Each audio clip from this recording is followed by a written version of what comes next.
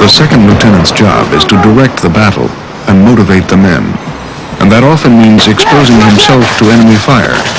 As a result, in actual combat, the second lieutenant's casualty rate has been extremely high. Spread out towards the right! Spread out towards the right! Get up! All right, come on, bring your squad around and go up off bridge!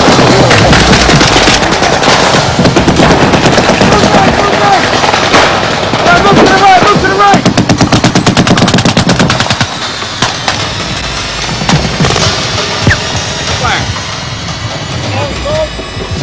At this moment, we got the Norwegian troops ski through this ravine, and the Marines were able to trap them in the ravine with fire.